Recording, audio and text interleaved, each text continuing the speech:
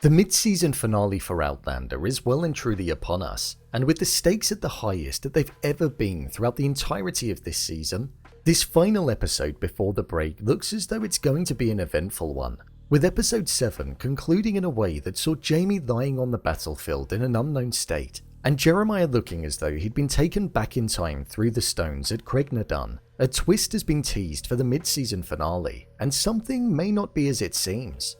So I thought I'd break down and explain the twist that could be set to occur. So let's get into it. Here is the potential twist in Outlander Season 7 Episode 8 explained.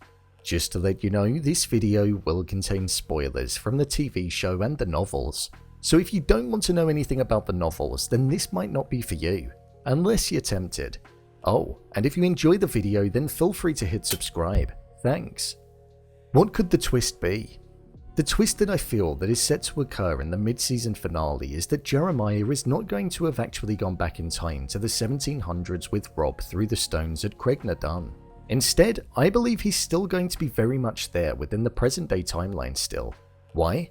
Well, in the novels, we saw that a similar event occurred to what we saw unfold in the most recent episode. Rob found his way into Roger and Bree's home at Lallybrook. But instead of going over for dinner, it was because he was investigating some ruins and artifacts as his friend was an archaeologist, so there was a slight difference. But whilst he was there, he stumbled across the letter that Jamie and Claire had sent Roger and Bree, which was all about the Jacobite gold, and with that, he devised a plan to take Jeremiah to the stones, in order to go back in time so that he'd be able to retrieve the gold and bring it back to the present day, so that he'd be able to live a life of riches. But whilst he was trying to do that at Craignadown, he wasn't able to go back in time and ended up staying very much in the present day, meaning that Roger went back in time to find Jeremiah and Rob when he didn't need to, as they were still there in the present day, ultimately leaving Bree on her own and in a vulnerable position. Rob just had Jem held captive somewhere instead. This is something that I think will be replicated in the next episode of the show, despite it being laid out to us like he was successful in doing so. During the last episode, granted, we didn't see Rob find the letter about the Jacobite gold, but it was heavily implied that he went through the box which contained all of the letters, so there's no reason as to why he couldn't have found it, and that could have been his intention for taking Jeremiah and wanting to go back in time, because obviously Jeremiah knew the location. Plus, that paired with him believing the text that was written down in Roger's journal which contained information about time travelling, I think he most definitely tried his luck in going back in time. We saw that the scarf was the only thing that was found at the stones, which doesn't necessarily mean that they were successful in going through. It's just proof and evidence that they were there, and maybe tried. Within the novel, Rob locked Jeremiah inside of the tunnel at the lock, the same one that we saw Bree being locked in a couple of episodes back, where she saw that there was a portal that was present. There was a moment in episode 7 where we heard that Jeremiah said to his mother, "Can you take me to the tunnel?" Which wasn't necessarily the most random thing to say, but it definitely stood out when he said it. So I think that was a nod and a hint as to what's to come later on down the line. Rob will most likely have Jeremiah kept in the tunnel that he so desperately wanted to go to, and will have not gone back in time with him, meaning that the episode and story in the show could be tying back to what we saw in the novel. This will most likely lead Bree to panic due to the fact that she knows that there's a time portal that's there, which will tie back to the importance of the tunnel in episode 5, meaning that there will definitely be a sense of panic within Bree when she does eventually realize what it is that's happened, and that Jeremiah hasn't actually gone back in time, but could find himself going back on his own if he accidentally walks through the portal.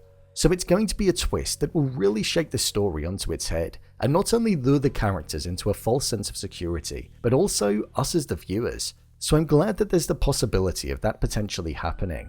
So what's the point of the twist? Well, the deceiving nature of the plot is so that it can actually set up another arm to the story that we've seen developing, but it's been developing slowly and subtly and in the background whilst the main plot has been going on. And it's something that Buck picked up on when he was at the lock when Bree brought him to work.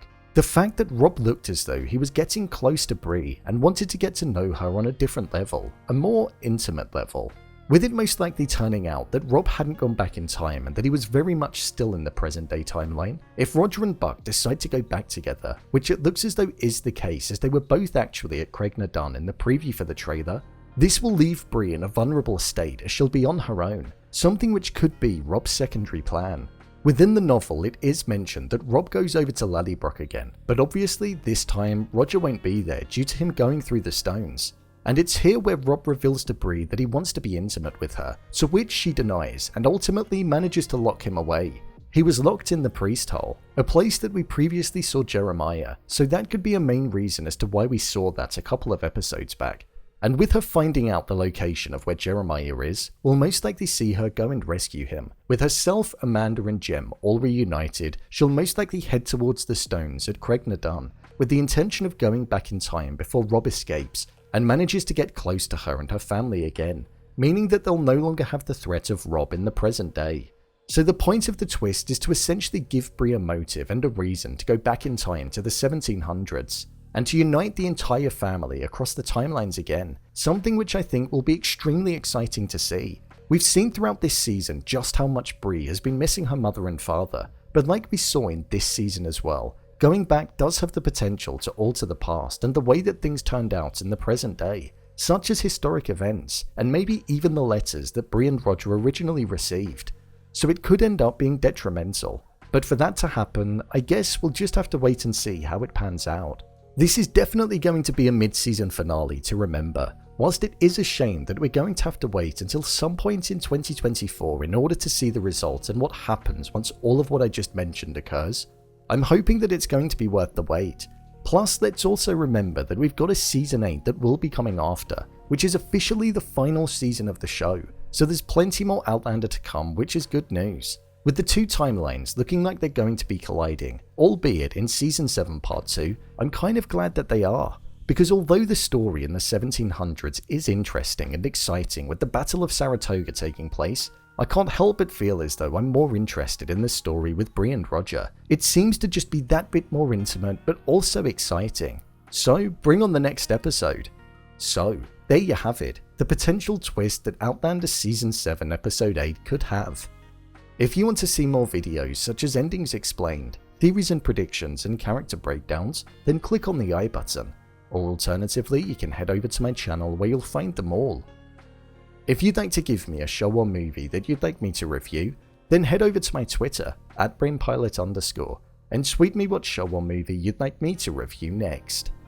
And finally, if you'd like to see what I rate the latest movies that don't quite make the cut to getting a dedicated video, then head over to my Letterboxd profile. It's where I rate the latest releases in real time. What do you think is going to happen? Leave a comment down below, and don't forget to subscribe. I'll see you next time.